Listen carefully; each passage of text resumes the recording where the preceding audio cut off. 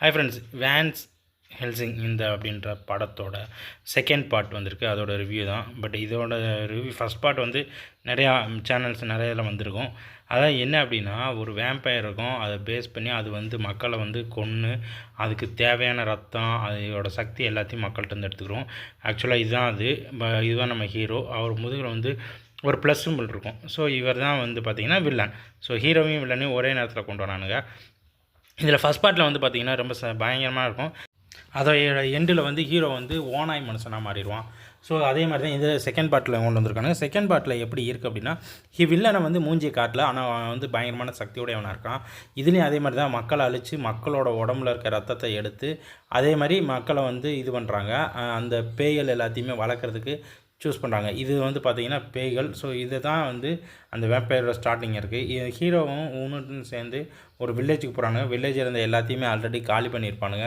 அங்கேருந்து மக்களும் காணாமல் போயிருப்பானுங்க. பக்கத்தில் ஒரு கோட்டை மேலே இவங்க அட்டாக் நடத்த ஆரம்பிச்சிருப்பானுங்க. யார்? அந்த வேம்பயர்ஸ். ஸோ இந்த வேம்பயர்ஸ் எல்லாமே வந்து மக்களை கொன்று அவங்களோட ஆண்மாக்கள் அவங்களோட ரத்தம் எல்லாத்தையுமே திருடிட்டு போய் அந்த அரசன்ட்ட கொடுப்பான். அவன் வந்து அந்த ரத்தம் ஆன்மா அதோட பவர் எல்லாத்தையுமே மக்களோட பவர் எல்லாத்தையுமே அப்படியே அப்சர்வ் பண்ணுவான். இது பார்த்தீங்கன்னா தெரியும். அப்படியே மொத்தமாக அக்செப்ட் பண்ணிவிட்டு அவனோட உயிர் எல்லாத்தையும் எடுத்துருவானுங்க. ஸோ அந்த இதை எடுத்துகிட்டு போய் இப்போ ரத்த கட்டைகளுக்கு கொடுத்து அவங்கள வந்து பார்த்திங்கன்னா பேய்கள் வந்து அதிகமாக வந்து வளர்க்குற மாதிரி தான் இந்த படத்தோட கதை இருக்கும். ஃபஸ்ட் பார்ட்லேயும் சேம் இதே தான் இருக்கும் ஸ்டோரிஸ்.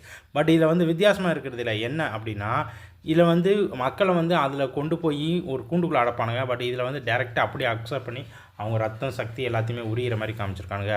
ஸோ ஹீரோ வந்து அதை தட்டி கேட்கறதுக்கு ஒரு கூட்டம் வந்துக்கிட்டு இருக்கும். அதை தட்டி கேட்க வருவான். அந்த இடத்துல அந்த கூட்டத்தில் இந்த தலைவனுக்கும் அவனுக்கும் இடையில பயங்கரமான ஒரு சண்டை நடக்கும். அந்த சண்டையில் அந்த தலைவன்லேருந்து எல்லாத்தையும் அவன் போட்டு தெளிவான். அப்போ தான் அவன் சொல்லுவான், இது இங்கே மட்டும் இல்லை, அதுக்கு ஒரு அரசன் இருக்கான், அவன் ஒரு கோட்டையில் இருக்கான், நீ அங்கே போய் பாரு அவன் அப்படின்னா அந்த கோட்டையை நோக்கி இவன் போவான். அது போகிற வழியில் நிறையா கிராமத்தை ஏற்கனவே இவங்க அழிச்சிருப்பானுங்க. ஸோ இதே மாதிரி ஒவ்வொன்றா போயிட்டு பார்த்துக்கிட்டு போகும்போது கடைசியில் அந்த கோட்டைக்கு அவன் போயிடுவான். வாரியர் அப்படின்றது இதுதான். அவன் போகிற வழியில் அவனை தொட்டிட்டு வர அந்த தீய சக்தியில் எல்லாத்தையுமே அவன் அழிச்சிக்கிட்டே போவான். கடைசியாக அந்த கோட்டை இவனை தேடி அலைஞ்சோர் வருவானுங்க, அவங்களும் போட்டு தள்ளிடுவான். ஸோ கடைசியாக இவனுக்கு ஒரு குகை இருக்கும். அந்த குகைக்கு போவான். அந்த குகையிலையும் வந்து இவனை கொல்றதுக்கு ஒருத்தன் இருப்பான். அவனையும் கொன்றுவான். அவனை கொண்டுட்டு கடைசியாக அந்த கோட்டைகளுக்குள்ளே போகும்போது கோட்டையில் வந்து பார்த்திங்கன்னா மக்களோட ஆன்மாவை எல்லாத்தையும் ஒரு கண்ணாடியில் அப்படி பதிச்சு வச்சுருப்பானுங்க. ஸோ அதுதான் அந்த தீய சக்தியோட பவர். அதை அப்சர்வ் பண்ணி தான் அந்த தீய சக்தி தன்னை வந்து பவர்ஃபுல்லாக மாற்றிக்கிறது. ஸோ அந்த இதையும் கண்டுபிடிச்சிருவான். அந்த இடத்துல வந்து அவனுக்கும் அந்த தீய சக்திக்கும் வந்து பார்த்திங்கன்னா பயங்கரமான ஒரு சண்டை நடக்கும். அந்த சண்டையில் கடைசியில் இவன் அந்த தீய சக்தியை அழிச்சானா அப்படின்றது தான் கணக்கு. அட் த சேம் டைம் இவனுக்காக அந்த வெளியில் இருந்த மக்கள் எல்லாருமே வந்து ஒன்று சேர்ந்து இவனுக்கு அந்த தீய சக்தி அழிக்கிறதுக்கு இவங்க எல்லாருமே கூட்டணியாக சேர்ந்து எல்லாம் வர ஆரம்பிச்சிருப்பாங்க. சேம் இதில் ஒரு ஃப்ளாஷ்பேக் இருக்கும்.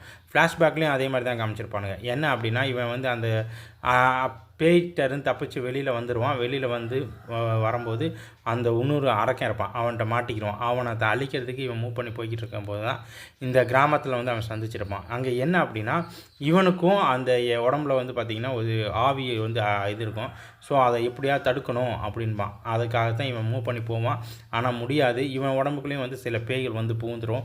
ஸோ அதை எல்லாத்தையுமே கடந்து இவன் வெளியில் வரும்போது ஹீரோயினை வந்து தூக்கிட்டு வந்திருப்பானுங்க இவங்க. அந்த நேரத்தில் இவனுக்கும் ஹீரோயினுக்கும் ஏதோ மிங்கிள் இருக்குன்னு சொல்லி அந்த பேய் கண்டுபிடிச்சிடும். அதை யாரும் இல்லை.